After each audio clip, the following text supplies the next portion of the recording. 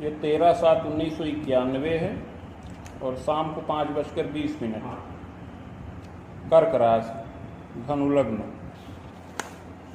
श्री शुक्रवाच बदनाथ दया सिंधो चाप लग्न शुभाशुभम येन विज्ञान मात्रेण विपाको दृष्टि गोचर।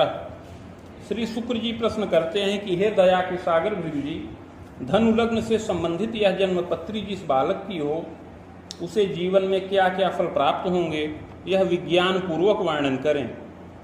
श्री भृगुरुवाच लग्ने च सिंहिका सूनु तदीसश्चाष्टमे गृहे सौम्यस्तत्र सुधानाथ वित्ते भानुसुतोऽपि च सप्तमे च दिवानाथ केतुस्तत्र तपे कुजः शुक्रस्तत्र महाप्राज्ञे अधियोगम च संभवम। शुक्र जी के इस प्रकार प्रश्न करने पर श्री भृगु जी बोले कि लग्न में राहु स्थित हैं, लग्नेश अष्टम भाव में बुध व चंद्रमा के साथ है, वित्त स्थान पर भानुसुत शनिश्चर हैं, सप्तम भाव में सूर्य व केतु का योग है और भाग्य स्थान पर मंगल हैं, शुक्र के साथ विराजमान हैं। उपरोक्त ग्रह स्थित के अनुसार इस बालक की कुंडली में अधियोग बन रहा है। फलम चाग्रे मया प्रोक्तम बालो यम पूर्व जन्मनि। इस योग में उत्पन्न हुए इस बालक का आगे शुभाशुभ जीवन फल बता रहे हैं। बालोयम पूर्व जन्मनि विप्रान्वये समुत्पन्नो विद्यालाभम श्रमादपि कृतश्चैव तदा काले औषधेश्च तपोधन कृतोद्योगम महाप्राज्ञे निर्माणम चौषधेरपि स्वाश्रये बहवो वैद्या वेतनाय कराः तदा। श्री भृगु जी बोले कि यह बालक पूर्व जन्म में विप्रकुल में उत्पन्न हुआ था। उस समय श्रम पूर्वक विद्या का लाभ किया और उस समय औषधि का उद्योग प्रारंभ किया। उस समय औषधियों के निर्माण में रत हुआ। उस समय अपने आश्रय में बहुत से वैद्य लोग कार्यरत थे, उनको यह बालक वेतन का लाभ देता रहा। उद्योग वृद्धिकम चैव देश देशांतरेपि च विख्यातो जायते सत्यम गृहवाहन मोदकम। इस प्रकार निरंतर उद्योग की वृद्धि करता रहा और देश देशांतर में बहुत विख्यात हो गया, प्रतिष्ठा का लाभ प्राप्त किया, बहुत धन संचित किया, गृहवाहन इत्यादि का सुख भी प्राप्त किया। दारात्मक सुखम चैव देवे धर्मे नुरागकम दाने तीर्थे द्विजे निष्ठा परोपकार के रतः। उस समय पत्नी व संतानादि का सुख प्राप्त किया, देवता धर्म में बड़ा अनुराग रखता रहा, दान में, तीर्थ में, ब्राह्मण में निष्ठा रखता रहा और परोपकार में भी रत रहा। तथास्तु विषयासक्तः विरोधे चांगनामपि त्यागम कुर्यात् तदा काले परांगनानुरागकम चाप ख्यातिश्च जायेत कुटुंबे वाद विग्रहम संघर्षम विविधम चैव घोर पापम पुनः पुनः। किंतु उस समय विषयों में आसक्त रहा और पत्नी के साथ इसका विरोध ही रहता था, जिससे यह बालक उस समय पत्नी का परित्याग कर दिया और पर स्त्री में अनुरक्त हो गया। इस प्रकार कुछ अपख्याति भी होने लगी, जिससे कुटुंब में नाना प्रकार का विग्रहवाद भी उत्पन्न हो गया। इस प्रकार बालक घोर पाप कर्म भी करता रहा।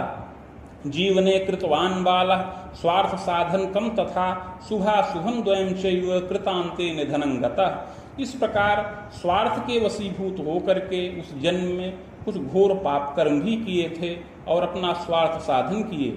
इस प्रकार शुभ और अशुभ दोनों प्रकार के कर्मों को करते हुए अंत में मृत्यु के वश में हो गए।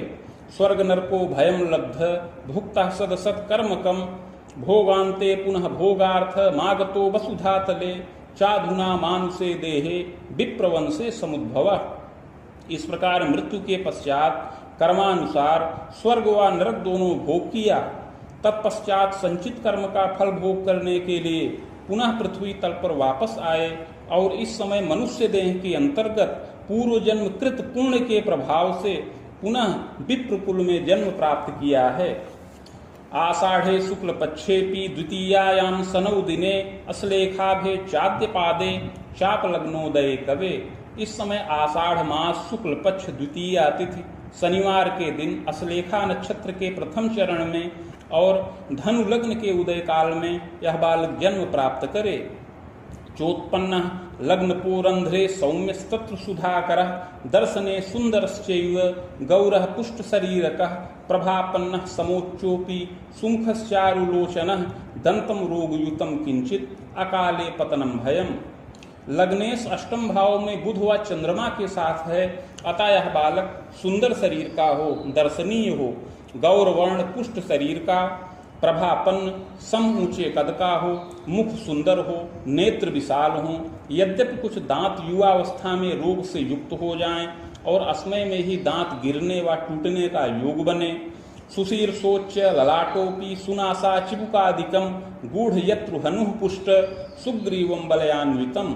सुंदर सिर हो, ऊंचा ललाट हो, सुंदर नासिका हो, चिबुक इत्यादि मनोहर हो, सुंदर ग्रीवा वलय से युक्त हो, पुष्टस्कंधोच्च बक्षोपि पादहस्तादिकम तथा यथा योग्यम शुभम देहम तथा स्फूर्तियुतम अपि।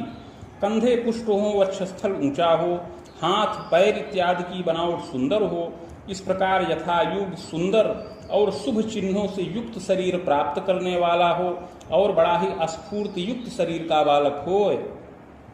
पैतृक ऐश्वर्य युक्तोपि धनी च मध्यमो भवे।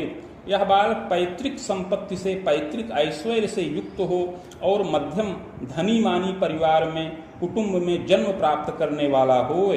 मातृ पितृ सुखम पूर्णम लभते जनकोपि च प्रतिष्ठितः प्रतापी स्यात् स्वभुयाय करोपि च प्रवासे वास कर्तापि स्वतंत्रोद्योगतः कवे वित्तार्जनम प्रकुर्वीत जन्मदा सरला अपि। माता पिता का सुख यह बालक पूर्ण प्राप्त करने वाला होए। इस बालक के पिता प्रतिष्ठित हों, प्रतापी हों और अपनी भुजाओं से धनोपार्जन करने वाले हों। पिता अधिकतर परदेश के वासी हों, परदेश में निवास करें और वहां पर स्वतंत्र उद्यम करके धन का लाभ संचय करने वाले हों। जन्मदा सरला कवे गृहे कार्ये सुदक्षापि तथा च प्रियवादिनी। माता भी सरल विचारों की हो, गृह कार्य में सुदक्ष हो और प्रियवादिनी हो। रुग्णा किंतु शरीरेण दंतोदर विकारतः।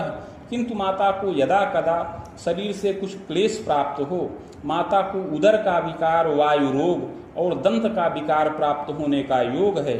सुयत्ने च द्वयोः सुखम लभते च खवे दोर्ध्वम। किंतु यत्न पूर्वक माता की रक्षा हो। इस प्रकार माता और पिता दोनों का सुख इस बालक को अपनी 40 वर्ष की अवस्था से अधिक ही प्राप्त होने का योग बन रहा है। सहजैकोपि संभवः। इस बालक को एक भाई का सुख प्राप्त होने का योग है।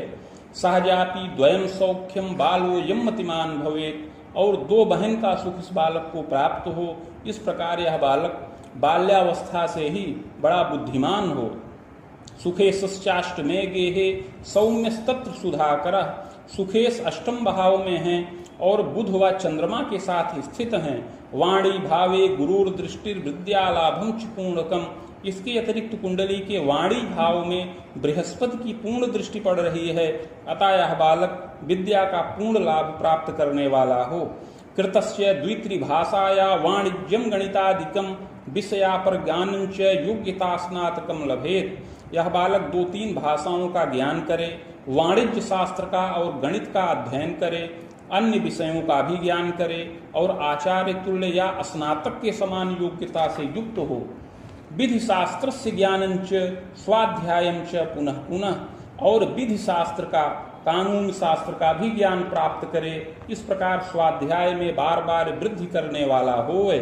कर्मण्यः साहसी चैव यथावसर साधकः स्वजनादर कर्ता स्यात् वित्ते भानुसुतोऽपि च भाग्ये दैत्य गुरुर्भौम भाग्यशाली भवे शिशु।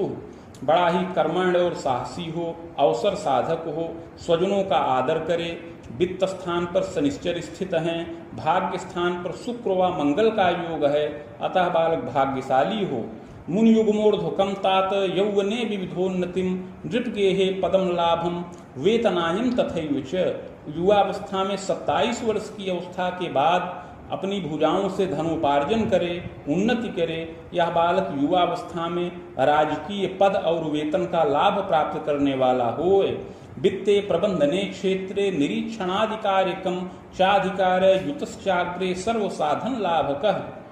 युवावस्था में यह बालक वित्त और प्रबंधन के क्षेत्र में राजकीय पद और वेतन को प्राप्त करे, अधिकार से भी युक्त हो, समस्त सुख संसाधनों का भी लाभ प्राप्त करे। दंतोर्ध्वम विविधोत्थानम कुवेदांतम पुनः पुनः चाधिकार प्रवृद्धिश्च भृत्य वाहन गेहकम। ऐसा वित्त और प्रबंधन का पद 27 वर्ष की अवस्था पूर्ण करने के बाद ही इसको प्राप्त हो, किंतु 32 वर्ष की अवस्था के बाद उसमें वृद्धि हो और पुनः 41 वर्ष की अवस्था में भी अधिकार की वृद्धि करने का योग है और भृत्य वाहन गृह इत्यादि का सुख प्राप्त करे। लग्ने राहु संयोगात मध्य क्लेशम च तापकम।